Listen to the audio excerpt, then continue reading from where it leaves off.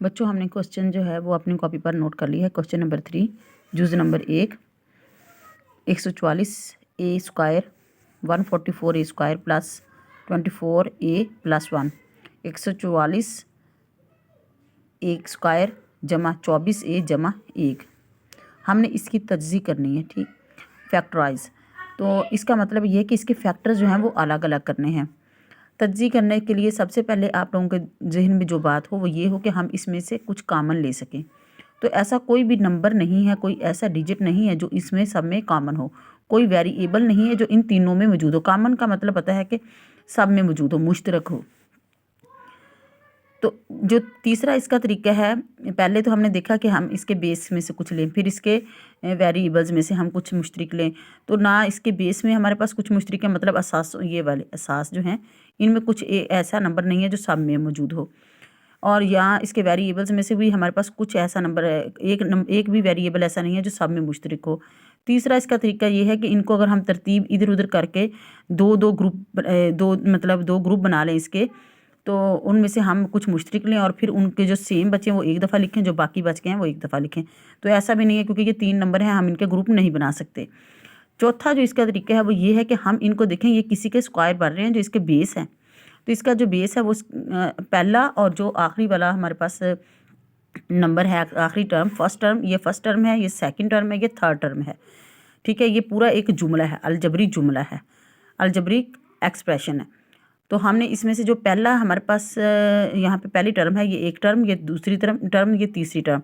पहली टर्म में हमारे पास जो बेस है वो किसका स्क्वायर है, मतलब किन दो नंबरों को आपस में मल्टीप्लाई करें तो आंसर जो है 144 हो, 144 हो। तो हमारे पास ऐसा कौन सा नंबर है? तो बच्चों अलजबरी की जब भी हम जो है क्वेश्चन या एक्सप्रेशन हम सॉल्व करते हैं तो हमारे जहन में हमें पता होना चाहिए कि हम किन किन दो नंबरों को आपस में मल्टीप्लाई करें तो उनके जो हैं स्क्वायर क्या आते हैं। जिस तरह 2 का स्क्वायर 4 है, 3 का स्क्वायर 9 है, 7। इसी तरीके से हमें चाहिए कि हम कुछ स्क्वायर हैं वो ज़ुबानी याद रखें।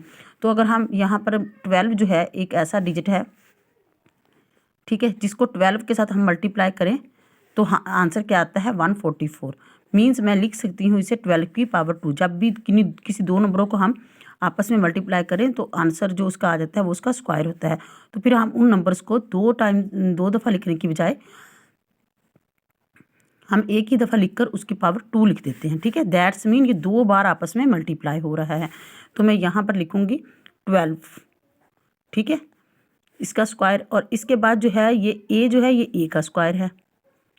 तो ये पूरा एक जो मेरे पास ये आया है, मतलब ये मेरे पास जो नंबर है 12 और ए, ये दोनों को अगर हम इसके ऊपर इसका एक ही बार इसका जो है मतलब कॉमन इसका हमने स्क्वायर लिख दिया है, दोनों का एक ही दफ़ा ऊपर एक ब्रैकेट में लिखा है।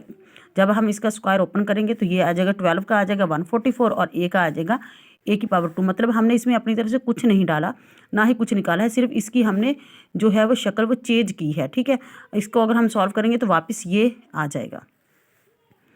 और अब लास्ट वाले को देखें, हमने जो है 1, ये 1 का स्क्वायर है।